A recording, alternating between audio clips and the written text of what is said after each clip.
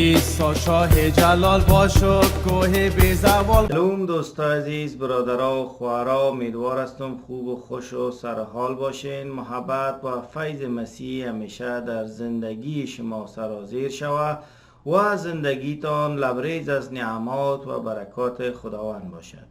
دوستا عزیز، ما از طریق تلویزیون اینترنتی مسیحیان افغان امروز با شما هم کلام هستم و شما از طریق تلویزیون اینترنتی مسیحیان افغان میتونید که برنامه‌های مختلف را از کتاب مقدس درباره موضوعات مختلف از کلام خداوند شما بیننده باشین و از شما تقاضا میکنم که وقتی برنامه ها را شما در یوتیوب یا در فیسبوک میبینین، این حتما برای صفحات اجتماعی شریک بسازین تا بیشتر از دوستا، از خواهرها و برادرای ما که میخواین درباره کلام خداوند، درباره کتاب مقدس، درباره مسیحیت و خداوند ما مسیح معلومات حاصل بکنن، این از این برنامه ها مستفید شوند و معلوماتشان بیشتر شود تا همه ما با هم یک جا در ایمان خود بیشتر رشد بکنیم.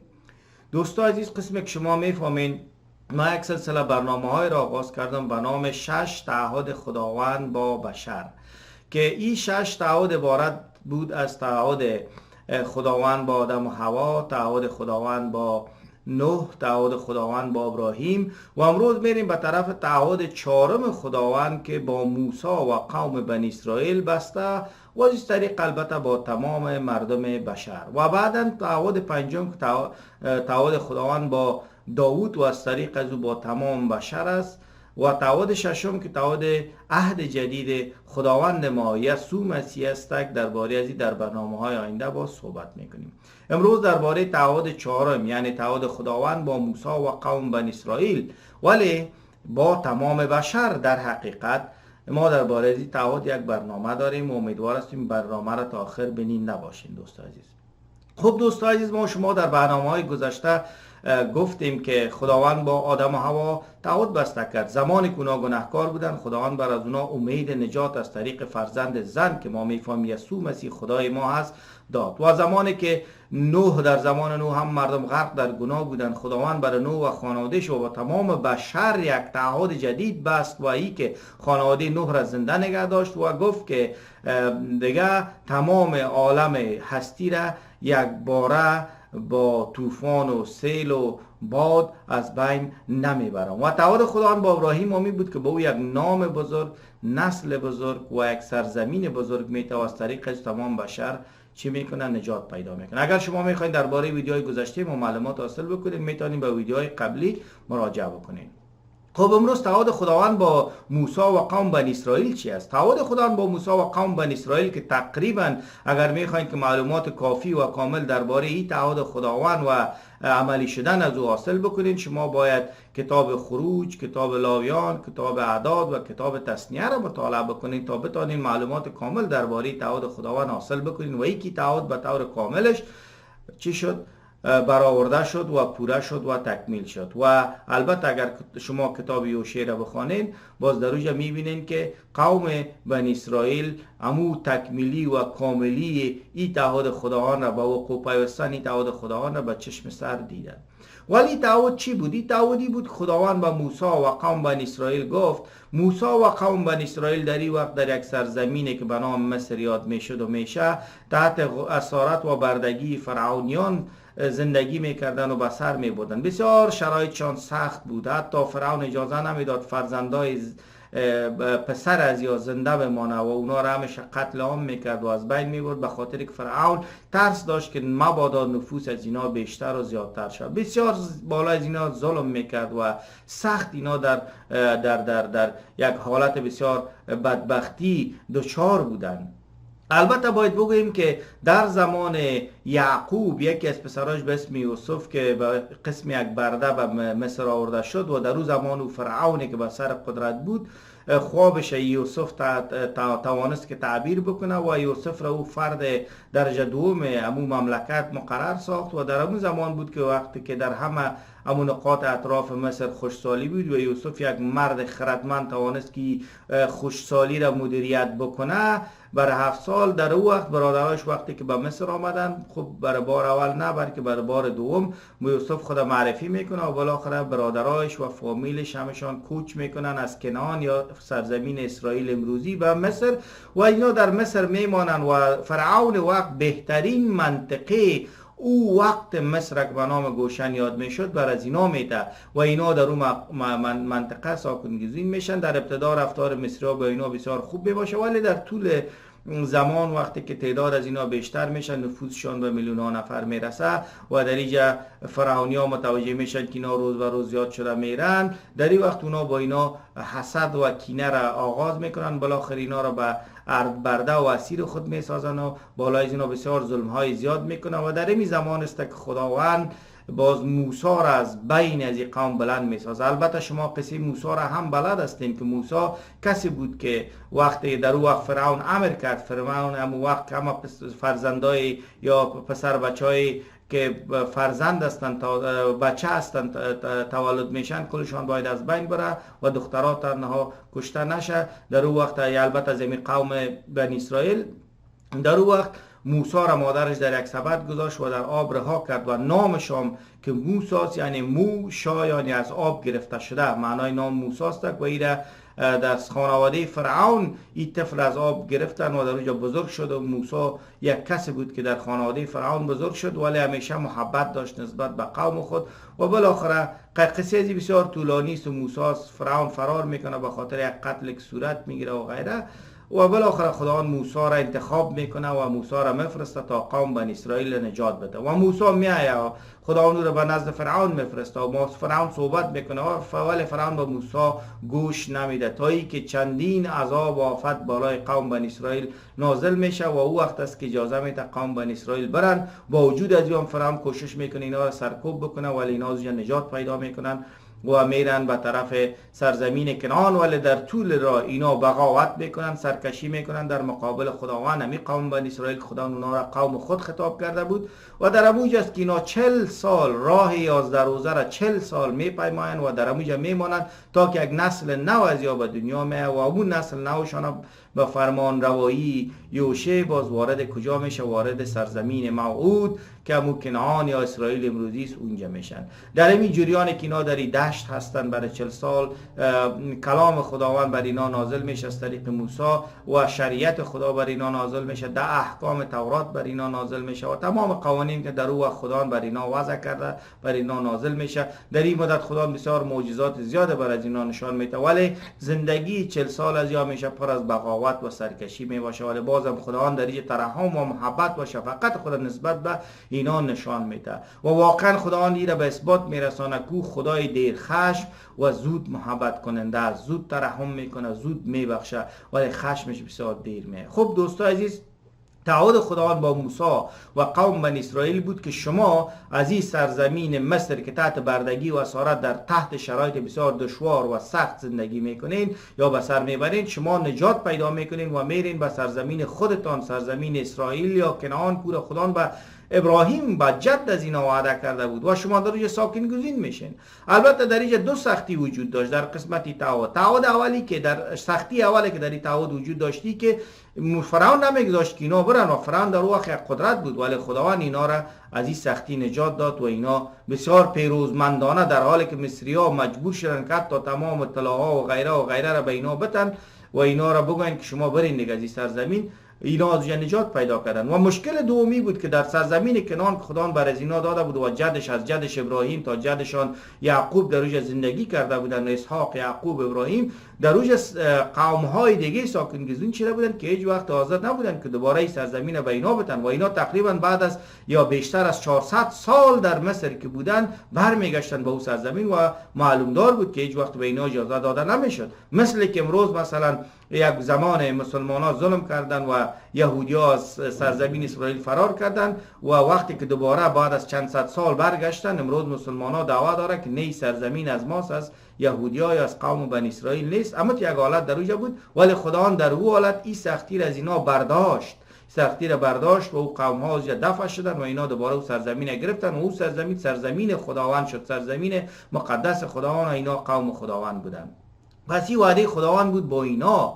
ولی وعده چی ربط داره؟ خوب اراده و ربط از این وعده تنها با موسی و قوم بنی اسرائیل نیست، بلکه ربط از این وعده ای است که با تمام بشر ای است که یعنی در امو سرزمین بود که انبیای خداوند به دنیا آمدن و کلام خدا را، پیام خداوند را به قوم بنی اسرائیل و از طریق از اونها به تمام بشر رساندن. و امو سرزمین بود که در اوج یسوع مسیح آمد و جسم گرفت و امو سرزمین بود که قیمت گناه ما را پرداخت، زندگی کرد، معجزاتش انجام شد. این امو سرزمین بود که در اوج یسوع مسیح دوباره با آسمان برگشت. این امو سرزمین بود که در اوج کلیسا تشکیل شد و از اموج وقتی کلیسا که تشکیل میشه باز ایماندارا به تمام نقاط دنیا رفتن و پیام انجیل را بردن. پس این سرزمین خیلی مهم بود.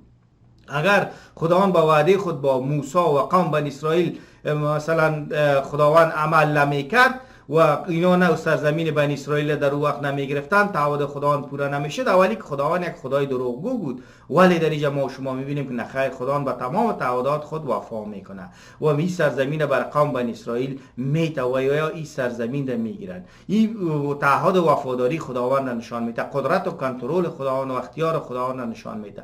و دومی که وقتی سرزمین به دست قوم بنی اسرائیل افتاد و یک زمان بود که از این سرزمین نجات به تمام قوم‌های دنیا اعلام شد. پس این تعهد خداوند با موسی و قوم بنی اسرائیل نبوده، بلکه با تمام بشر بوده. چرا؟ قرار بود فرزند زن از این سرزمین بیا جسم بپوشه و با پیام نجات را به مردم برسانه. قرار بود که از این سرزمین برکتی که به نوح با تمام بشر وعده داده شده بود، او برکت به تمام بشر از طریق می سرزمین یعنی از طریق خداوند ما یسوع مسیح برسه. پس این تعهد خداوند با موسی و قوم بنی اسرائیل می بود. البته در کتاب مقدس گفتم اگر شما کتابای خروج، لاویان، اعداد و تثنیه و حتی یوشع را بخوانید میبینید که تعهد چی بوده و چگونه عملیش. در قصه بسیار طولانی است ولی ما بسیار خلاص از یک قسمت کتاب مقدس که خروج فصل 3 هست از آیه 14 تا آخر آیه 22 و شما میخوانم. خب در اینجا میگه خداوند فرمود هستم آن که هستم، به ایشان بگو هستم مرا نزد شما فرستاده است. خداوند با موسی صحبت میکنه. بله به ایشان بگو خداوند یعنی خدای اجداد شما، خدای ابراهیم، اسحاق و یعقوب مرا پیش شما فرستاده است. این نام جاودانه من است و تمام نسل ها مرا به این نام خواهند شناخت. آمین. سپس خدا با موسی دستور داد و گفت برو و تمام رهبران اسرائیل را جمع کن و به ایشان بگو خداوند خدای اجداد شما ابراهیم، اسحاق و یعقوب بر من ظاهر شد و فرمود که رفتار را که در مصر با شما می شود دیده است و به یاری شما آمده است. او وعده فرموده است که شما را سختی هایی که در مصر میکشید آزاد کند و به سرزمین ببرد که در آن شیر و عسل جاری است، سرزمینی که اینک کنعانی ها، هیتی ها، موری ها، فرزی ها، هاوی ها و یبوسی ها در آن زندگی میکنند، نه فلسطینی ها. امروز دعوای فلسطینی ها کاملا باطل است. آنگاه بزرگان اسرائیل سخن تو را خواهند پذیرفت. تو همراه آنان به حضور پادشاه مصر برو و با او بگو خداوند خدای عبرانی ها بر ما ظاهر شده و دستور داده است که به فاصله 3 روز را به صحرا برویم و در آنجا برای خداوند خدای خود قربانی کنیم. ولی من میدانم خداوند از همه چیز آگاه است که پادشاه مصر اجازه نخواهد داد که بروید مگر اینکه زیر فشار قرار بگیرید. پس من با قدرت و معجزات خود مصر را به زانو در می آورم تا فرعون ناچار شود شما را رها کند. همچنین کار میکنم که مصری ها برای شما احترام قائل شوند، به طوری که وقتی آن سرزمین را ترک میگویید تهی دست نخواهید رفت. هر زن اسرائیل از همسایه و از بانوی خود لباس و جواهرات خواهد خواست و با آن پسران و دختران شما را زینت خواهد داد. به این ترتیب شما مصریان را غارت خواهید نمود. و در اینجا میبینیم خداوند وعده میکنه که موسی قوم مصری که بر شما، فرعونی هایی که بر شما ظلم کردن، شما را تحت اسارت نگه داشتن ولی نمیگذارن شما بردهشان هستین که برین، اینا یک روز با زانو در میاین و شما را اجازه میتن. نه تنها شما را اجازه میتن بلکه شما را با شان و شوکت شما را و نعمت از اینجا بیرون میکنه و شما میرین از سرزمین بیرون میشین و به سرزمینی که مربوط به اجداد شما ابراهیم، اسحاق و یعقوب است، به اون سرزمین دوباره برمیگردین و در روش دوباره خداوند اون سرزمین بر شما میته و در روش ساکن گزین میشین. او یک سرزمین سرسبز، سرزمین حاصلخیز و در روش شما آزاد میباشین، سرزمینتان اونجا میباشه و شما قوم مقدس خدا و او سرزمین مقدس خداوند میباشه. و ما شما میبینیم که این وعده وقت ما کتاب یوشع را میخوانیم کاملا پورا میشه و اینا میرن تمامی سرزمین کنعان را، اسرائیل امروز را، که البته اسرائیل امروز بعض قسمتاش با کشورهای دیگه است، اما اسرائیل او وقت را که بزرگتر از اسرائیل بود همش را میگیرن، در روی ساکن گزین میشن. هر 12 قبیله قوم بنی اسرائیل میانی سرزمین قسم که خدا برشان گفته بین خود تقسیم میکنن و در روی ساکن گزین میشن. و از همین سرزمین است که یسوع مسیح خدای زنده میاد جسم میپوشه و قسم گفتم پیام نجات خود عملی میسازه. پس دوستان عزیز، تعهد خداوند یکی از 6 تعهد مهم خداوند با بشر، یعنی تعهد خداوند با موسی و قوم بنی اسرائیل بود که تعهد خداوند با موسی و قوم بنی اسرائیل ما دیدیم که در اینجا پورا شد و خداوند با وعده خود وفا کرد. دوستان عزیز، و این تعهد به ما چی ربط داشت؟ ربط این تعهد میتونه دو چیز میباشه. اولی که از همین سرزمین پیام نجات اعلام شد و به تمام دنیا گسترانیده شد و ما او امروز دریافت کردیم، نجات پیدا کردیم. و چیز دومی که ربط میگیره به ما این است که اینمی پیام نجات که به ما رسید ما را نجات داد و خدا وعده کرده که شما نجات یافتین و خدا وعده کرده که روز او برمیگرده و خدا وعده کرده که ما زندگی بدون به طور کامل با بدنهای جدید با او سپری میکنیم. پس وقتی این تعهدات خداوند تا به حال که 4 تعهدش خوانیم پورا شده، او تعهدات دیگه خداوند هم پورا میشه، چرا خداوند همو خداست و وقتی چیز را تعهد میکنه با او حتما عمل میکنه، با او وفا میکنه. خدای ما خدایی است که خدای عمل است، خدایی است که بر تعهدات خود میسته، خدای وفادار است. پس دوستای عزیز، مسیحا، برادرها و خواهرای عزیز که شما به یسوع مسیح به صفت خداوند و نجات دهنده تان ایمان دارید، بیاین که ما شما باور داشته باشیم که ما نجات یافتیم، بیاین که ما باور داشته باشیم که یک روز مسیح برمیگرده، بیاین که ما شما باور داشته باشیم که بدنهای جدید میگیریم با مسیح زندگی ابدی را به طور کاملش در حضور خدای زنده و حقیقی سپری میکنیم. و او زندگی است که پایان نداره، آخر نداره، مرگ نداره، زندگی بدون غم و درد و رنج. پس دوستای بیاین که با این پیام ما شما باور داشته باشیم، چرا که ثبوتی که خدا بر وعده‌های خود عمل میکنه همین وعده‌ای است که در سابق انجام داده و بر او عمل کرده. امروز ما وعده 4 خداوند، یکی از 6 وعده مهم یا تعهد خداوند را با بشر ما خواندیم که تعهد 4 با موسی و قوم بنی اسرائیل و با ما بود که امروز با شما با هم یک جا خوانیم. خب دوستای عزیز، کسایی که به یسوع مسیح خدای زنده و حقیقی ایمان نداره، کافی است که شما کتاب مقدس را بخوانید، به این ویدیو به این تعالیم گوش بدین و باور بکنین به خداوند، قلبتان را به خدا بسپارید. برین امروز در حضور خداوند از خداوند بخواین خدای ما یسوع مسیح بگو که اگر واقعا تو خدای زنده و حقیقی هستی، تو نجات دهنده ما هستی، امروز قلب ما را لمس کن، با قلب ما صحبت بکن، امروز قلب ما را تغییر بده تا ما بتونیم با تو باور کنیم و ایمان بیاریم. حتما ما باور داریم یسوع مسیح کارا با شما میکنه، با ما کرده، با شما میکنه. امروز ما هم تو مثلا لاوبالایی و بدون هیچ کدام چیزی که برکتی که از خداوند دیده باشیم تجربه نکرده باشیم، خود خداوند در زندگی ما مسیحی نیستیم، بلکه ما هر لحظه در زندگی خداوند و لمس خداوند را حس میکنیم، هر لحظه روح خداوند قدرتش در زندگی خود حس میکنیم. پس بیاین به این کلام شما باور بکنید. تشکر از اینکه به این ویدیو گوش داده بودید و این ویدیو را شما دیدین. این ویدیو را با دوستایتان بازم میگم شریک بسازید. تمام شماره تلفن و غیره طریقهای تماس با ما در این ویدیو ذکر شده، در پایین از این ویدیو شما با ما در تماس شوید، برای ما همیشه در دعا باشین. و اگر شما کدام ویدیو، پیام، شهادت یا گفتنی سوال دارین با ما او را برسانین و ما حتما به نشر میسپاریم. با هم باشین. ویدیوهای دیگه آینده ما را شما مشاهده بکنین. شما را به خداوند زنده و حقیقی یسوع مسیح میسپارم که نجات دهنده و خداوند ما است. روز خوش، وقت خوش در پناه و فیض خداوند ما یسوع مسیح باشین. آمین.